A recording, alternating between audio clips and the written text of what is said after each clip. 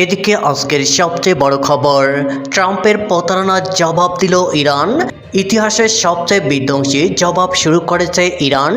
লন্ডভন্ড Tel Aviv ও মার্কিন ঘাঁটি এ নিয়ে থাকবে আজকের একটি গুরুত্বপূর্ণ প্রতিবেদন। বেইমানিকে যেন শিল্পের পর্যায়ে নিয়ে গেছেন মার্কিন প্রেসিডেন্ট ডোনাল্ড ট্রাম্প। কাতারে যখন ইরান ও আমেরিকার মধ্যে শান্তি আলোচনার টেবিল জমে উঠেছে, ঠিক তখনই ইরানের দক্ষিণাঞ্চলীয় বন্দরনগরী বন্দর আব্বাসে ভয়াবহ বিমান হামলা চালিয়েছে মার্কিন সামরিক বাহিনী। ওয়াশিংটনের দাবি সমুদ্রে মাইন পেতে রাখার প্রস্তুতি ঠেকাতেই এই অভিযান। তবে হামলার দাঁত ভাঙা জবাব দিয়েছে খামেনির যোদ্ধারা।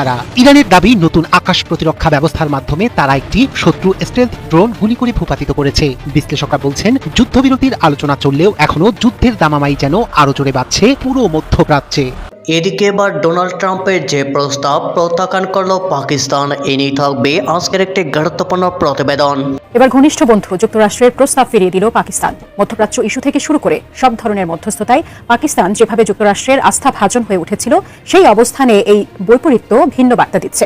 কিন্তু বন্ধু রাষ্ট্রের প্রস্তাবকে কেন নাকচ করল শেহবাজ শরীফের সরকার? এদিকে ইরানের গোপনাস্ত্রের হামলায় দিশেহারা আমেরিকা, এ নিয়ে থাকবে আজকের একটি গুরুত্বপূর্ণ প্রতিবেদন। পেন্টাগনের যুদ্ধবাজ জেনারেলদের সাজানো দাদাগিরির কফিনে এক নতুন দেশীয় চাবুক ঠুকে দিয়েছে পারস্যের ডিফেন্স কমান্ড। ওভাল হাউসের একচ্ছত্র আধিপত্যকে মাটির সাথে মিশিয়ে দিয়ে পারস্য উপসাগরের আকাশ সীমা জুড়ে শুরু হয়ে গেছে শত্রুর ড্রোন পতনের চূড়ান্ত কাউন্টডাউন। তেহরান খুব পরিষ্কার ভাষায় ওয়াশিংটনকে বুঝিয়ে দিয়েছে, ইরানের পবিত্র আকাশ সীমা কোনো লুটেরা বা আগ্রাসনকারীর জন্য চারণভূমি নয়। মেহরান ও ফার্স নিউজের হাত ধরে আজ ওয়ান্টেড তালিকার সেই চাঞ্চল্যকর ডেটা ফাঁস হয়েছে, যা প্রমাণ করে যে কোনো ধরনের হামলা বুক দিয়ে মোকাবেলা করতে নিজেদের সর্বশক্তি নিয়োগ করেছে ইরান। এদিকে ইরানের সঙ্গে চুক্তির বিষয়ে 6 মুসলিম দেশকে কঠিন শর্ত দিলেন ডোনাল্ড ট্রাম্প, এ নিয়ে থাকবে আজকের একটি গুরুত্বপূর্ণ প্রতিবেদন। এবার পাকিস্তান, সৌদি আরব সহ 6 মুসলিম দেশকে কঠিন শর্ত দিলেন ডোনাল্ড ট্রাম্প। বিতর্কিত আব্রাহাম অ্যাকর্ডস চুক্তিতে দেশগুলো স্বাক্ষর না করলে ইরানের সঙ্গে কোনো শান্তি চুক্তি করবে না যুক্তরাষ্ট্র। এমন অবস্থায় কি করবে মুসলিম দেশগুলো? এদিকে জেরুজালেমের হাসপাতালে নেওয়া হয়েছে বড় শয়তান বেনিয়ামিন নেতানিয়াহুকে, এ নিয়ে থাকবে আজকের একটি গুরুত্বপূর্ণ প্রতিবেদন। কাল মনে আছে আপনাদের, মার্কো রুবিও ভারতে কি বলেছিলেন? আর কয়েক ঘন্টার মধ্যেই সুখবর পাবেন, সমঝোতার একেবারে দাপান। ঠিক এই কথা যখন ভারতে বলছেন মার্কো রুবিও, ঠিক তখন ইরানে নতুন করে হামলা চালিয়েছে মার্কিন যুক্তরাষ্ট্র। ইরানের দক্ষিণাঞ্চলে আবার হামলা চালিয়েছে আমেরিকা। যখন ইরান এবং আমেরিকার মধ্যে একটা শান্তি চুক্তির আলোচনা চলছে, তখন আমেরিকার পক্ষ থেকে এই হামলার ঘটনা ঘটলো। তিনি পাকিস্তান, কাতার, সৌদি আরব এই সমস্ত দেশকে কেন বলছেন এবং আসলে মধ্যপ্রাচ্য নিয়ে তার খেলাটা কি, তার প্ল্যানটা কি, গেমটা কি? এই যে আব্রাহাম অ্যাকর্ডসে সই করার কথা বলেছেন ডোনাল্ড ট্রাম্প, এটা কিন্তু কথার কথা না, এটা অত্যন্ত গুরুত্বপূর্ণ জিনিস এবং এর গভীরতা কিন্তু অনেক বেশি। অর্থাৎ ডোনাল্ড ট্রাম্পের পরিকল্পনার শিকড় অনেক গভীরে পোতা আছে। বেইমানিকে যেন শিল্পের পর্যায়ে নিয়ে গেছেন মার্কিন প্রেসিডেন্ট ডোনাল্ড ট্রাম্প। কাতারে যখন ইরান ও আমেরিকার মধ্যে শান্তি আলোচনার টেবিল জমে উঠেছে, ঠিক তখনই ইরানের দক্ষিণাঞ্চলীয় বন্দরনগরী বন্দর আব্বাসে ভয়াবহ বিমান হামলা চালিয়েছে মার্কিন সামরিক বাহিনী। ওয়াশিংটনের দাবি সমুদ্রে মাইন পেতে রাখার প্রস্তুতি ঠেকাতেই এই অভিযান। তবে হামলার দাঁত ভাঙা জবাব দিয়েছে খামেনির যোদ্ধারা। ইরানের দাবি নতুন আকাশ প্রতিরক্ষা ব্যবস্থার মাধ্যমে তারা একটি শত্রু স্টেলথ ড্রোন গুলি করে ভূপাতিত করেছে। বিশ্লেষকরা বলছেন, যুদ্ধবিরতির আলোচনা চললেও এখনো যুদ্ধের দামামাই যেন আরো জোরে বাড়ছে পুরো মধ্যপ্রাচ্যে। যুদ্ধবন্ধের আলোচনা চললেও উত্তেজনা কমছে না মধ্যপ্রাচ্যে। নতুন করে ইরানে হামলা চালিয়েছে আমেরিকা। সোমবার ইরানের দক্ষিণাঞ্চলে কয়েকটি নৌযান ও ক্ষেপণাস্ত্র স্থাপনায় এই হামলা চালানো হয় বলে দাবি করেছে ওয়াশিংটন। যুক্তরাষ্ট্রের ভাষ্য, সমুদ্রে মাইন পেতে রাখার চেষ্টা করছিল এইসব নৌযান। নিজেদের সেনাদের নিরাপত্তা নিশ্চিত করতেই এই অভিযান পরিচালনা করা হয়েছে। অন্যদিকে পাল্টা প্রতিক্রিয়ায় ইরান দাবি করেছে একটি শত্রু স্টেলথ ড্রোন ভূপাতিত করেছে তারা। দেশটির সংবাদ মাধ্যম বলছে, নতুন ধরনের আকাশ প্রতিরক্ষা ব্যবস্থার সাহায্যে ড্রোনটি গুলি করে নামানো হয়েছে। তবে ড্রোনটি কোন দেশের ছিল সে বিষয়ে আনুষ্ঠানিকভাবে কিছুই জানানো হয়নি। এদিকে উত্তেজনার মধ্যেই কাতারের রাজধানী দোহায় চলছে আমেরিকা ও ইরানের মধ্যে সম্ভাব্য সমঝোতা নিয়ে গুরুত্বপূর্ণ আলোচনা। বৈঠকে অংশ নিয়েছেন ইরানের শীর্ষ আলোচক ও পররাষ্ট্রমন্ত্রী। মধ্যস্থতায় রয়েছেন কাতারের প্রধানমন্ত্রী। যুক্তরাষ্ট্রের সেন্ট্রাল কমান্ড বা সেন্টকম বলছে, যুদ্ধবিরতির নীতি বজায় রেখেই সংযম প্রদর্শন করছে মার্কিন বাহিনী, তবে প্রয়োজন হলে প্রতিরোধমূলক ব্যবস্থা অব্যাহত থাকবে। মার্কিন পররাষ্ট্রমন্ত্রী মার্কো রুবিও বলেছেন, কূটনৈতিক সমাধানের পথ এখনো খোলা রাখতে চায় ওয়াশিংটন, তবে আলোচনা ব্যর্থ হলে অন্য ব্যবস্থা নেয়ারও ইঙ্গিত দিয়েছেন তিনি। বিশ্লেষকরা বলছেন, আলোচনার অন্যতম গুরুত্বপূর্ণ ইস্যু হয়ে উঠেছে হরমুজ প্রণালী। বিশ্বের অন্যতম গুরুত্বপূর্ণ এই নৌপথ দিয়ে প্রতিদিন বিপুল পরিমাণ জ্বালানি তেল পরিবহন হয়, ফলে এই অঞ্চলের যে কোনো সামরিক উত্তেজনা বিশ্ববাজারেও বড় প্রভাব ফেলে। একই সঙ্গে ইরানের পারমাণবিক কর্মসূচি নিয়েও নতুন করে বড় পরিসরে আলোচনা হওয়ার সম্ভাবনার কথা জানিয়েছে ওয়াশিংটন। এদিকে ইরানের সর্বোচ্চ জাতীয় নিরাপত্তা পরিষদের নতুন প্রধান মোহাম্মদ বাকের জোলখাদর দেশটির জনগণের উদ্দেশ্যে দেওয়া প্রথম বার্তায় যুক্তরাষ্ট্র ও ইসরায়েলের বিরুদ্ধে কঠোর অবস্থান ব্যক্ত করেছেন। তিনি বলেছেন, লড়াইয়ে পিছু হটবে না ইরান। জোলখাদর বলেন, সামরিক ক্ষেত্র, কূটনৈতিক অঙ্গন এবং রাস্তায় নেমে আসা জনগণ তাদের সাহসী প্রতিরোধের মাধ্যমে শত্রুকে নতজানু করেছে। সব মিলিয়ে কূটনৈতিক আলোচনা চললেও মধ্যপ্রাচ্যে উত্তেজনা এখনো কাটেনি, বরং সামরিক তৎপরতা আর পাল্টাপাল্টি বার্তায় পরিস্থিতি কোন দিকে যায় সেদিকেই নজর আন্তর্জাতিক সম্প্রদায়ের। ইরান যুক্তরাষ্ট্র সংকট কাটিয়ে উঠতে একের পর এক প্রস্তাব দিচ্ছেন মার্কিন প্রেসিডেন্ট ডোনাল্ড ট্রাম্প, আর মধ্যস্থতাকারী হিসেবে সেই প্রস্তাব ইরানের কাছে পৌঁছে দিচ্ছে পাকিস্তান। তবে এবার পাকিস্তানকেই এক কঠিন প্রস্তাব দিয়ে বসল ওয়াশিংটন।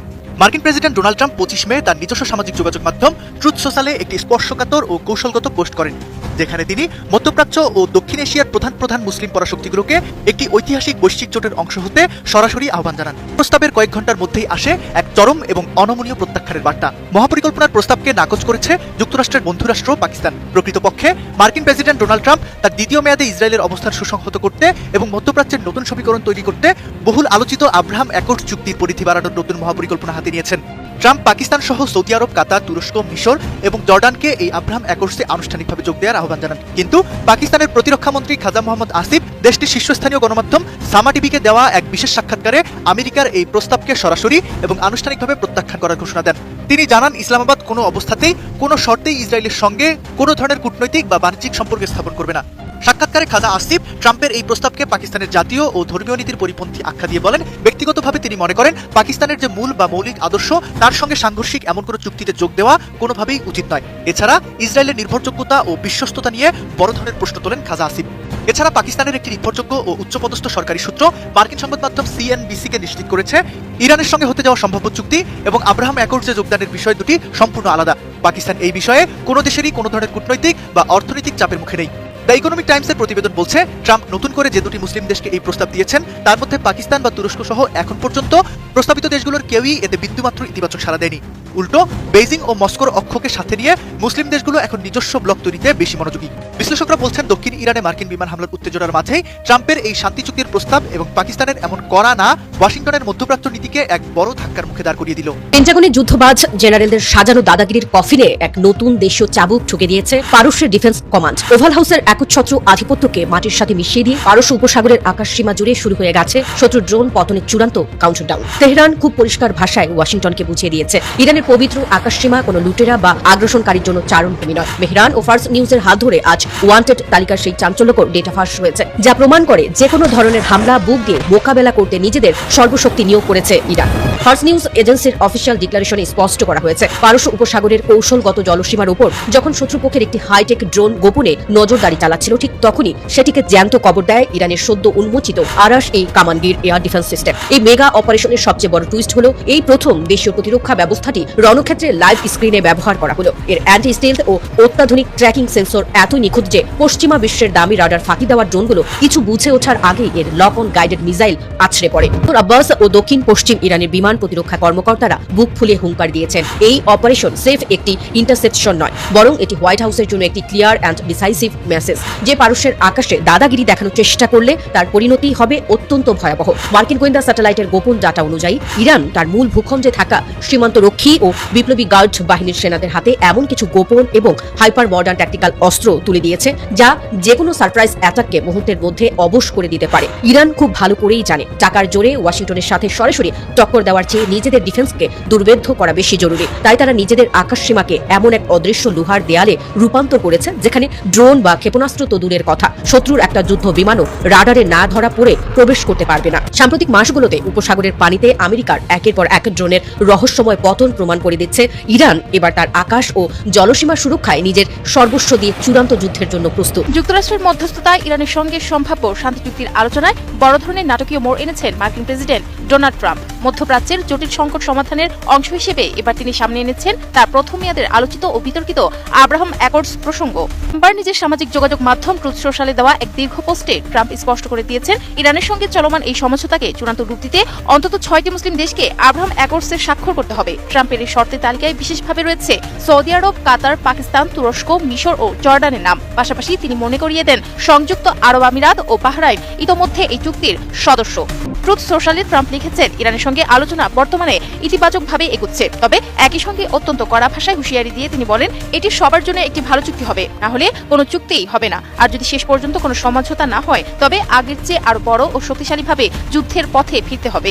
এর আগে শনিবার মধ্যপ্রাচ্য ও মুসলিম প্রধান 8টি দেশের নেতাদের সঙ্গে এক ভার্চুয়াল বা সরাসরি আলোচনায় ট্রাম্প বলেন, ইরান যুদ্ধের মতো জটিল সংকটের সমাধানে যুক্তরাষ্ট্র যে ভূমিকা রেখেছে তার পরিপ্রেক্ষিতে এসব দেশের একযোগে আব্রাহাম অ্যাকর্ডসের স্বাক্ষর করা উচিত। ট্রাম্পের মতে এই পুরো প্রক্রিয়াটি সৌদি আরব ও কাতারের দ্রুত স্বাক্ষরের মধ্য দিয়ে শুরু হওয়া উচিত এবং এরপর অন্য দেশগুলোরও এগিয়ে আসা উচিত।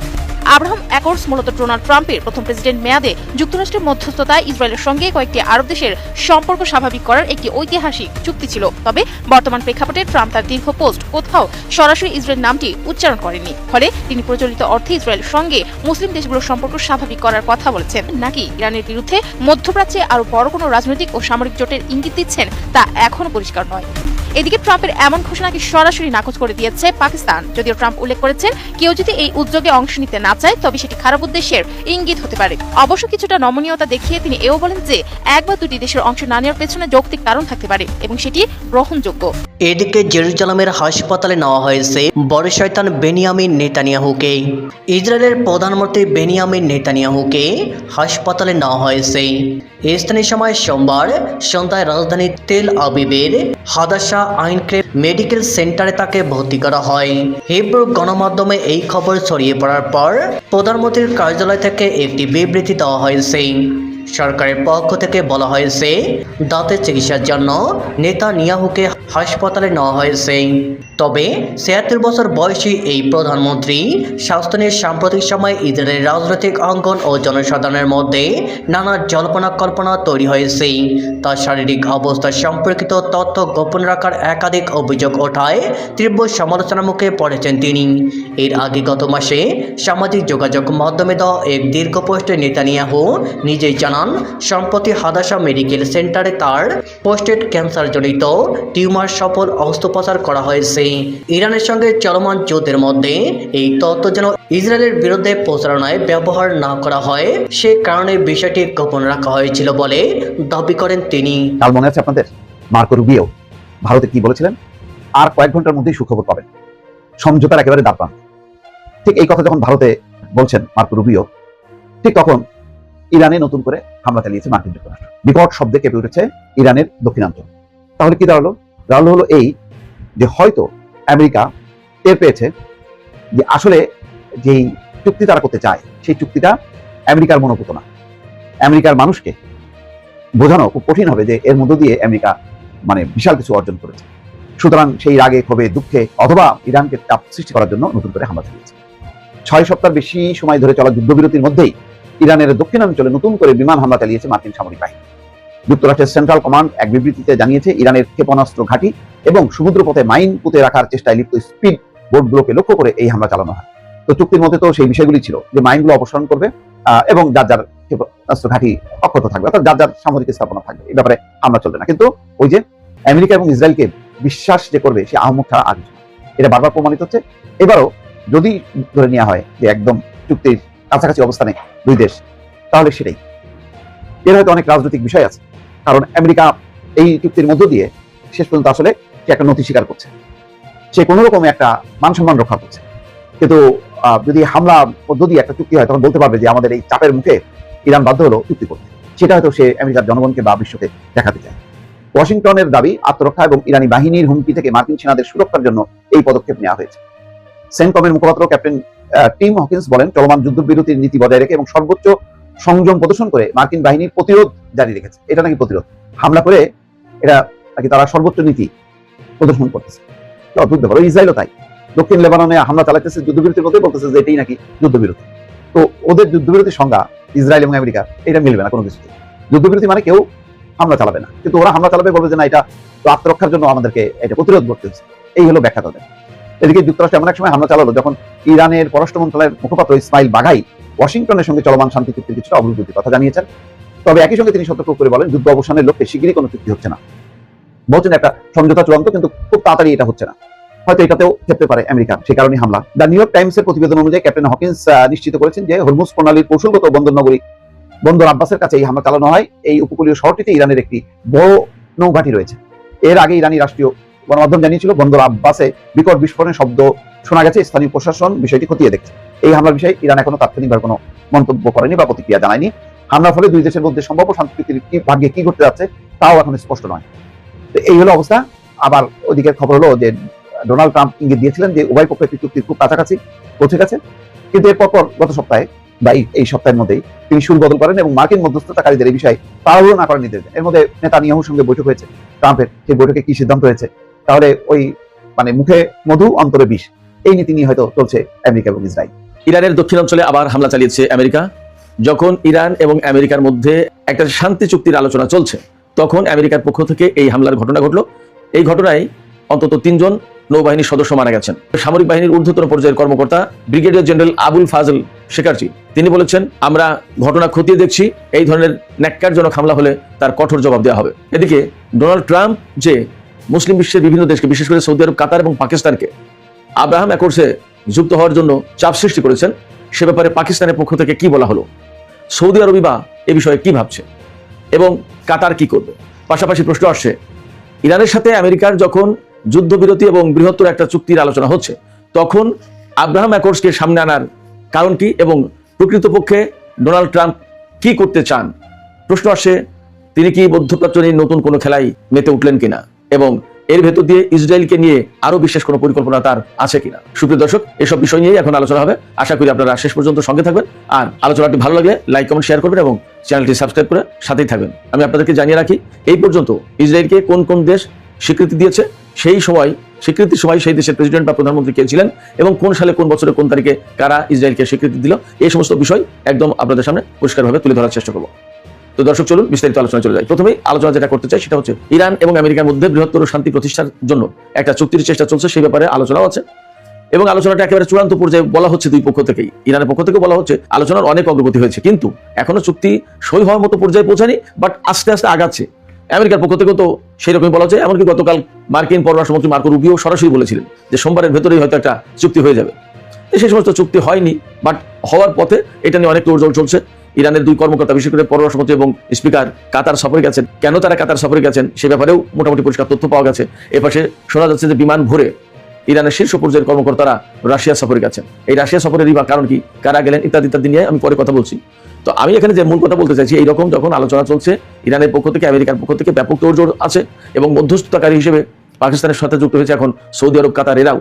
এইরকম একটা সময় কেন আমেরিকা ইরানের দক্ষিণাঞ্চলে, বিশেষ করে বন্দর আব্বাস এলাকায় এবং হরমুজ প্রণালীর লারাক দ্বীপের কাছে, একদম হরমুজ প্রণালীর সবচেয়ে সরু যে এলাকাটা, সেই এলাকায় কেন হামলা চালালো এবং প্রাণঘাতী হামলা কেন প্রয়োজন হয়ে পড়লো, এটা নিয়ে কিন্তু দারুণ প্রশ্ন উঠেছে।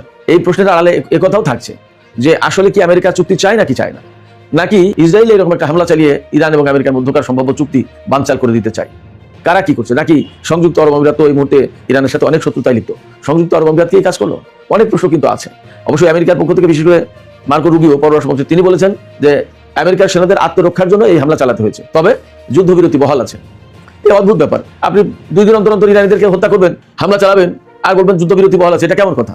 আপনি হামলা চালাচ্ছেন আবার বলছেন যুদ্ধবিরতি বহাল আছে, কিরকম যুদ্ধবিরতি? আসলে ইরানিদেরকে তারা কি পাগল ভাবছে, সেটা কিন্তু প্রশ্ন। ইরানিরাও বিষয়টা বোঝে না তা না, কিন্তু ইরানিরা চাইছে যে যদি চুক্তি একটা হয় তো হোক না, এবং যেভাবে চুক্তি হতে যাচ্ছে তাতে ইরানের পক্ষেই যাবে চুক্তিটা। সেই জন্য ইরানিরা একটু ধৈর্য ধরেও চাইছে যে যদি চুক্তি হয় হয়ে যাক, কিন্তু যদি সেটা এমন পর্যায়ে তিক্ততা তৈরি করা হয় যা সহ্য করার মতো না, তাহলে ইরান আসলে সেটা মানবে না এবং সেইভাবেই ব্যবস্থা নেবে। তো যাই হোক, এখানে আরো আলোচনা যেটা করতে চাই সেটা হচ্ছে, ইসরায়েল বা সংযুক্ত আরব আমিরাত এরকম কেন করতে পারে, এই আশঙ্কা কেন করা হচ্ছে? যদিও আমেরিকা বলছে নিজেদের আত্মরক্ষার জন্য হামলা চালিয়েছে, তাই ইরানের ক্ষেপণাস্ত্র লঞ্চ প্যাড এগুলো তো থাকবেই, ইরানের নৌবাহিনী তাদের স্পিডবোট এগুলো তো আছেই, ইরানের পানি সীমাই তো ছিল। আমেরিকা কেন হামলা চালাবে? যুক্তি নেই। এমন হতে পারে যে ইসরায়েল এই হামলা চালিয়ে একটা যুদ্ধবিরতি বানচালের চেষ্টা করছে, এখন আমেরিকা নিজের কাঁধে দায় দিচ্ছে ইসরায়েলকে এর ভিতরে না টেনে, বা ইসরায়েলকে দোষারোপ না করে হয়তো নিজের কাঁধে টেনে নিচ্ছে, এমনও হতে পারে। কিন্তু এখানে আমেরিকা চুক্তি চাইলেও ইসরায়েল কিন্তু চাইছে না, সেক্ষেত্রে ইসরায়েল চুক্তি বানচালের জন্য অনেক কিছুই করতে পারে। এবং আজকে তো লেবাননে প্রচন্ড রকমের হামলা চালাচ্ছে ইসরায়েল। আমি মনে করছি যে ইরানের সাথে আমেরিকার চুক্তি যদি হয়ে যায় তাহলে লেবাননে কিন্তু ইসরায়েলের হামলা বন্ধ করতে হবে।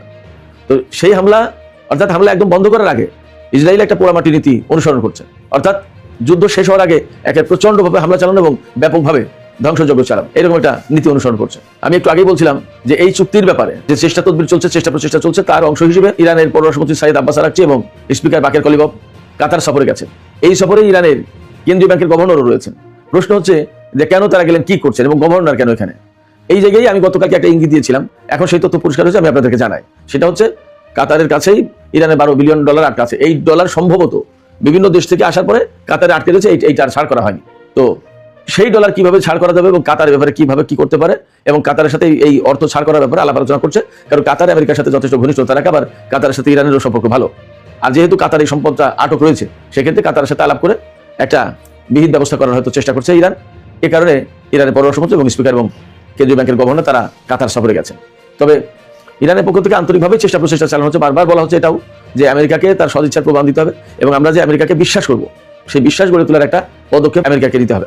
এই যে দেখুন, এর আগেও কয়েকবার আলোচনার মাঝে আমেরিকা এবং ইসরায়েল ইরানের উপর হামলা চালিয়েছে। এই যে এবারও এই যে দক্ষিণ ইরানে বন্দর আব্বাস হরমুজে যে গত রাতে যে হামলাটা হলো, এই হামলাটা না হলেও তো পারত।